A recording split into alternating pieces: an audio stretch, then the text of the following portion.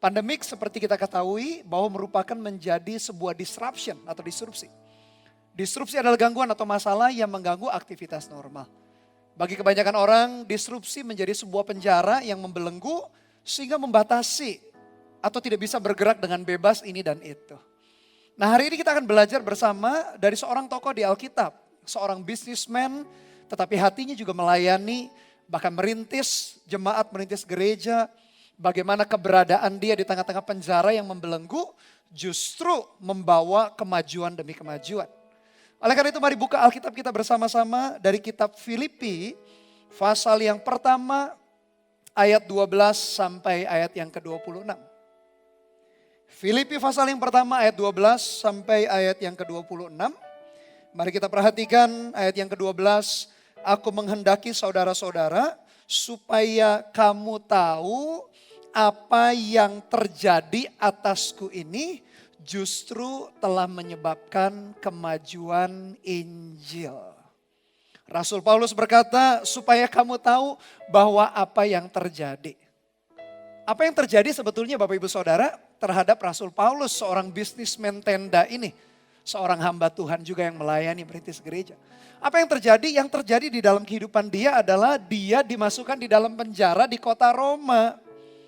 Dulu dia orang bebas. Sebagai seorang bisnismen, dia berkeliling kemana-mana. Sebagai seorang yang merintis gereja, dia berjalan bergerak kemana-mana untuk merintis, untuk melayani jemaatnya. Tetapi dia dimasukkan ke dalam penjara. Paulus berkata apa yang terjadi? Apa sih yang terjadi? Dia dimasukkan ke dalam penjara yang membelenggu, membuat dia tidak bebas.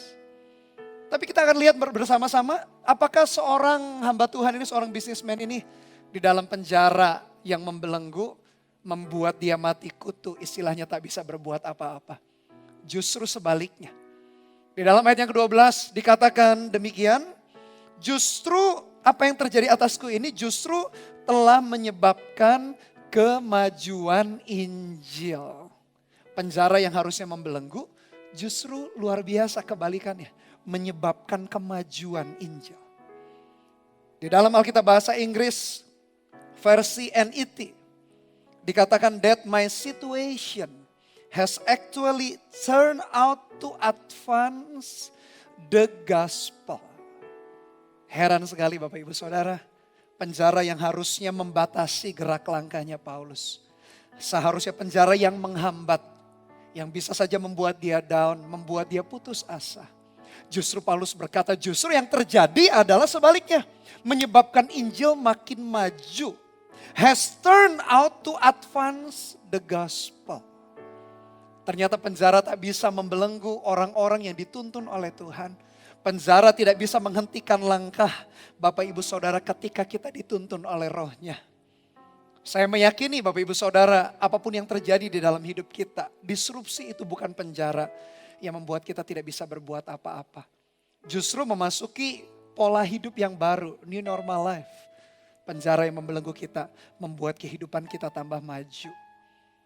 Saya meyakini yang pertama, penjara justru menurut versi Paulus menjadi pemicu daripada kemajuan.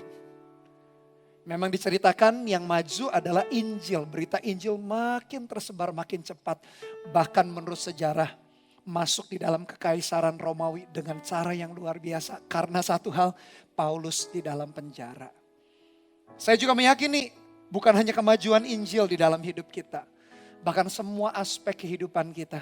Ketika kita mengalami disrupsi yang bagi kebanyakan orang menjadi penjara. Justru Bapak Ibu Saudara lihat rencana dan kehendak Tuhan. Minta hikmat peka dengan tuntunan Roh Kudus. Orang yang dituntun oleh Roh Allah selalu melihat penjara atau disrupsi itu justru membuat kemajuan demi kemajuan. Itu juga yang menjadi doa saya. Ketika kita menghadapi disrupsi, justru ide-ide dalam pekerjaan bisnis kita bertambah tajam. Justru ide inovasi keluar di dalam pelayanan kita, di dalam pendidikan kita. Sehingga penjara yang harusnya membelenggu, menghentikan langkah kita.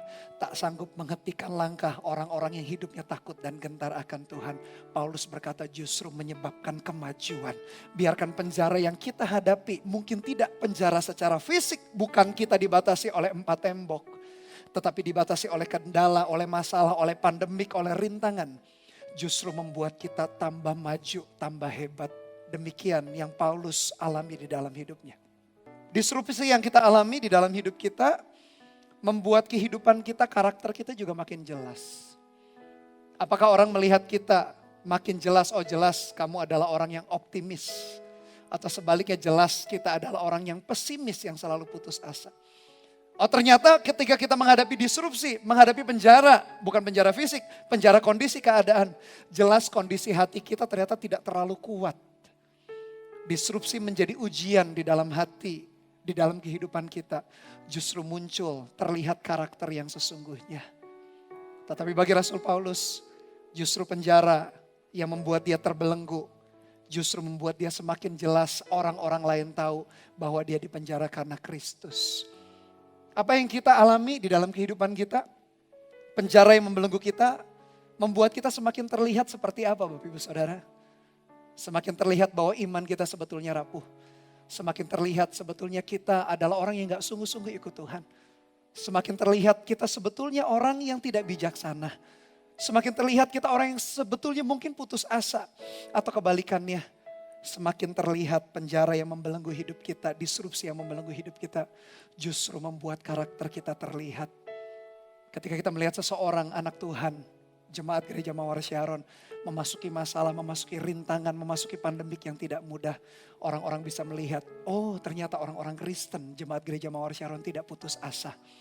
Justru karakternya terlihat, ketangguhannya terlihat, kreativitasnya terlihat, kekuatannya terlihat, optimismenya terlihat meskipun tetap realistis tentu saja. Penjara menjadi sumber kejelasan.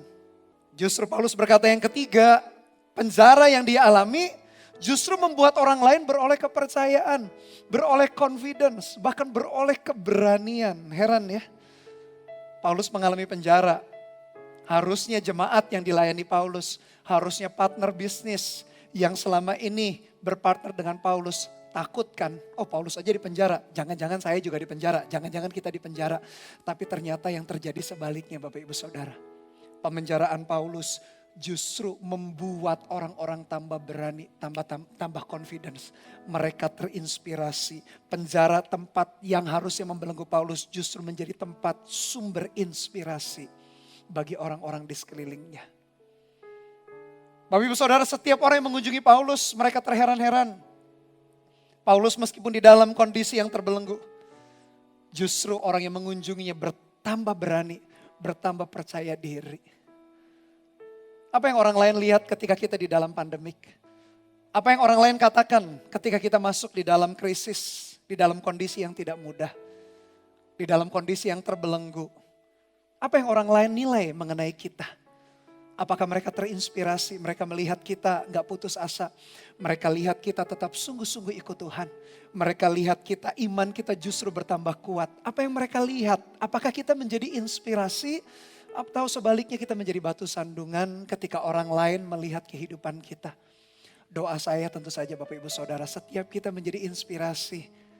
Ketika orang lain melihat beratnya pergumulan yang kita hadapi, beban berat yang kita sedang berjuang, mereka justru terinspirasi bagaimana kita tidak pernah putus asa di dalam perjalanan hidup. Heran sekali, penjara yang harusnya membatasi Paulus justru menjadi tempat inspirasi. Orang-orang mengalami kekuatan, mengalami penghiburan. Itu yang menjadi doa saya. Dari zamannya Paulus sampai zaman hari ini, tetap orang punya motivasi yang berbeda-beda. Kenapa orang memberitakan Injil, kenapa orang melayani, kenapa orang lakukan ini dan itu. Motivasinya berbagai macam. Ada yang karena iri, ada yang karena gak terima lihat orang lain berhasil sukses. Ada yang karena sungkan, ada yang karena gak enak.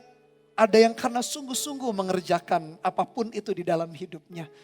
Berbagai macam motivasi. Kalau saya bagi dua, berbagai macam motivasi itu cuma dua jenis. Yang pertama adalah selalu untuk kepentingan diri sendiri. Dan motivasi yang kedua adalah karena kehendak Tuhan. Entah memberitakan Injil, entah kita bekerja, entah kita melayani, entah kita memberi, entah kita melakukan aktivitas sehari-hari di dalam hidup kita. Dua jenis motivasi ini pasti salah satunya menggerakkan kita. Ada yang menggerakkan segala sesuatu atau melakukan segala sesuatu karena hanya untuk kepentingan diri sendiri. Atau yang kedua, karena rindu menyelesaikan kehendak dan rencana Tuhan.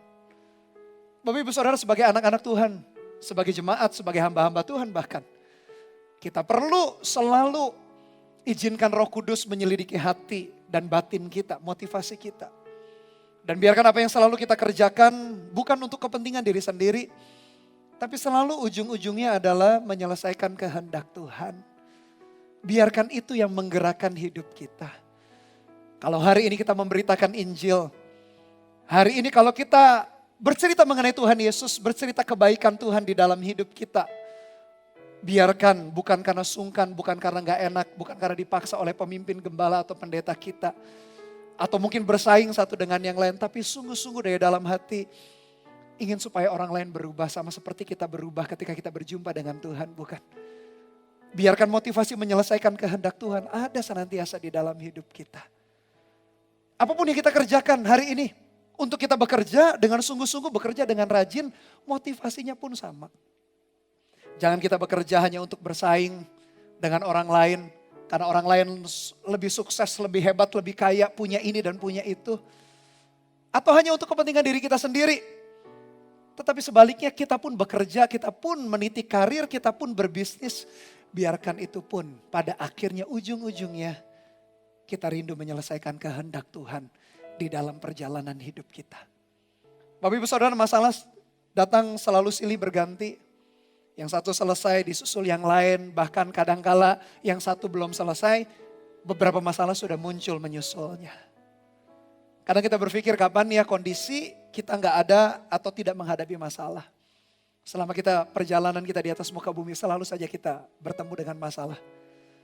Tapi tergantung apakah cara pandang kita benar, tergantung apakah hati dan iman kita tertuju kepada Tuhan atau tidak. Paulus tidak mengerti, memang dia akan dilepaskan dari penjara itu, tapi tidak jauh, tidak lama dia di penjara yang kedua. Dan di penjara yang kedua itulah menurut sejarah dia dipenggal oleh kekaisaran Roma, meninggal karena imannya. Paulus tidak sedang berbicara mengenai keselamatan bebas dari penjara. Demikian juga anak-anak Tuhan. Jangan bingung kalau kita menghadapi masalah lalu disusul masalah yang lain. Lalu kita berharap berpikir kita berjalan di dalam kekristenan, di dalam iman kita tidak menghadapi masalah. Jangan bingung kapan masalahnya hilang atau berhenti Bapak Ibu Saudara. Tetapi pastikan seperti Paulus berkata, keselamatanku oleh Yesus Kristus. Kita perlu menyelesaikan pertandingan iman sampai selesai, sampai akhir, sampai garis akhir Bapak Ibu Saudara. Kita perlu menjaga iman kita dengan baik, dengan sungguh-sungguh. Selesaikan pertandingan iman kita. Seharusnya mata kita tertuju sampai garis akhir. Bukan terbatas kapan masalah itu selesai, tapi sampai garis akhir menjaga iman kita. Meskipun masalah himpitan penjara demi penjara kehidupan selalu mengintai kita, selalu membatasi kita. Tapi pandang bukan melihat kapan masalahnya selesai, tetapi rindukan seperti Paulus berkata, keselamatanku oleh Yesus Kristus. Maksudnya di dalam kehidupan yang kekal. Ayat 20 dia berkata, sebab yang sangat kurindukan dan kuharapkan ialah bahwa aku dalam segala hal tidak akan beroleh malu. Paulus punya standar kehidupan yang saya berdoa kita contoh, kita tiru teladannya. Apa yang membuat Paulus tidak malu? Paulus merasa tidak malu kalau dia tidak kaya. Apakah kalau dia tidak kaya dia akan merasa malu? Kalau dia tidak terkenal, apakah dia akan merasa malu? Kalau dia tidak sukses, apakah dia merasa malu? Ternyata standar Paulus berbeda. Apa yang membuat Paulus malu atau dia bangga? Mari kita lihat kalimat berikutnya dalam ayat yang sama. Melainkan seperti sedia kala demikian pun sekarang, Kristus dengan nyata dimuliakan di dalam tubuhku, baik oleh hidupku maupun oleh matiku. Yang membuat Paulus malu bukan karena dia tidak kaya. Bukan karena dia tidak berhasil atau tidak sukses. Bukan karena dia tidak terkenal. Tapi sesuatu yang membuat malu kalau Kristus tidak dimuliakan di dalam hidupnya. Sebaliknya yang membuat Paulus bangga bukan karena kekayaan, terkenal atau hebat, berprestasi. Yang membuat dia bangga kalau Kristus dimuliakan entah di dalam hidupnya di atas muka bumi. Entah satu saat dia meninggal dunia. Yang dia tuju, yang dia kejar. Itu yang membuat dia bangga ketika Kristus dimuliakan di dalam hidupnya. Biarkan itu menjadi target kita juga bersama-sama Bapak Ibu Saudara. Apakah Kristus dimuliakan di dalam segenap aspek kehidupan kita, dalam pekerjaan, dalam bisnis kita, dalam pelayanan kita, di dalam segala sesuatu yang kita lakukan. Biarkan ini juga menjadi standar kehidupan kita. Kita merasa bangga kalau Yesus makin dikenal. Makin orang-orang kenal percaya kepada Tuhan, makin sungguh-sungguh lewat kehidupan kita. Itulah yang membuat kita bangga. Itulah yang membuat kita merasa hidup kita betul-betul sudah dijalani dengan segenap hati, dengan kesungguhan hati. Kita tahu hidup dan mati tak bisa dihindari. Lahir dan meninggal dunia, kelahiran lalu meninggal, sesuatu yang normal, sesuatu yang alami. Tetapi bagaimana kita mengisi hari-hari di dalam hidup kita yang singkat di atas muka bumi. Satu dengan yang lain pasti bisa berbeda. Tapi doa saya Bapak Ibu Saudara, kita mengisinya, kita melakukannya dengan cara yang berbeda.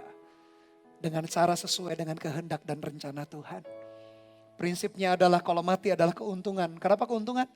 Karena kita tidak menderita lagi. Tidak sakit lagi. Tidak mengalami pandemik lagi. Tidak mengalami tangisan lagi. Karena kita sudah bersama dengan Tuhan, sudah bahagia. Tetapi kalau kita hidup di atas muka bumi berarti pastikan hidup kita menghasilkan buah. Berarti hidup kita berguna, hidup kita bermanfaat. Hidup kita dirasakan kegunaannya bagi orang lain. Hidup dan mati adalah sesuatu yang biasa bagi manusia. Tapi bagaimana cara menghidupinya, bagaimana cara menjalaninya, satu dengan yang lain bisa berbeda. Sepanjang apa yang Paulus alami dan yang dia tulis dalam kitab Filipi yang tadi saya jelaskan ayat demi ayat, ada 3 aplikasi yang sederhana yang kita bisa lakukan dalam hidup kita. Yang pertama, yakinkan diri kita.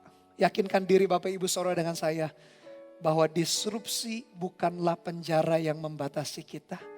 Namun kesempatan untuk maju, untuk ada kejelasan kata Paulus justru makin jelas dan menjadi sumber inspirasi. Penjara justru membuat Injil makin maju. Penjara justru membuat kejelasan bahwa Paulus dipenjara karena Kristus, karena imannya. Penjara justru membuat orang-orang tambah berani. Mari yakinkan diri kita, disrupsi bukanlah penjara yang membunuh, menghentikan langkah kita. Tapi kesempatan. Kesempatan untuk maju, kesempatan semakin jelas, kesempatan menjadi inspirasi. Yang kedua, jadikan target hidup kita. Yang kedua adalah Kristus dimuliakan, baik lewat perkataan kita, pikiran kita, maupun tindakan atau perbuatan kita. Ingat tadi Bapak Ibu Saudara Paulus berkata, justru aku tidak beroleh malu. Apa yang membuat dia malu? Kalau Kristus gak dimuliakan. Sebaliknya, apa yang dia membuat dia bangga? Kalau Kristus dimuliakan di dalam hidupnya atau lewat kematiannya. Dia tidak malu kalau dia tidak berhasil. Dia tidak malu kalau dia bukan menjadi orang yang paling kaya. Dia tidak malu kalau dia bukan menjadi orang yang paling sukses. Yang membuat dia malu atau bangga adalah Kristus dimuliakan atau tidak. Jadikan hal yang kedua ini juga target di dalam hidup kita. Milikilah mimpi Kristus dimuliakan di dalam hidup kita. Yang ketiga, Bapak Ibu Saudara, bekerjalah memberi buah. Jadikan hidup kita berguna, bermanfaat, bermakna bagi orang lain. Paulus berkata di dalam penjara, dia berkata, sekarang tahulah aku. Kalau aku hidup supaya kamu maju. Kalau aku hidup supaya kamu makin bersuka cita. Kalau aku hidup supaya kamu makin bermegah dalam Kristus. Ambil prinsip yang ketiga, kalau kita hidup, mari hidup dengan sungguh-sungguh bekerjalah. Menghasilkan buah. Buah tidak dinikmati oleh pohon itu sendiri. Buah dinikmati oleh pihak lain. Demikian hidup kita, ketika kita berkata kita berbuah. Berarti hidup kita berguna, hidup kita bermanfaat. Penjara Bapak Ibu Saudara tidak menghentikan langkah kita. Pandemik tidak membuat kita jatuh dan hancur. Disruption tidak membuat kita terbelenggu. Justru kondisi ini membuat kita tambah maju, membuat kita tambah advance. Kita tambah giat melayani Tuhan, kita tambah giat memberitakan Injil. Kita tambah giat bekerja, kita tambah kreativitas, tambah berinovasi. Kita melakukan ini dan itu, kita kerjakan. Sehingga ketika kita sudah selesai di dalam kehidupan kita di atas muka bumi ini, didapati kita finishing well. Karena mati adalah keuntungan, Karena kita sudah tidak menderita lagi, karena kita sudah berada bersama-sama dengan Kristus. Tapi kalau kita hidup, bekerjalah menghasilkan buah. Biarkan itu kita kerjakan, biarkan itu kita lakukan di dalam pola kehidupan tatanan baru kita, new normal life. Jangan kasih kendor Bapak Ibu Saudara. Terus maju di dalam Tuhan. Tuhan sekali-kali tak pernah meninggalkan dan membiarkan kehidupan kita. Haleluya. Amin.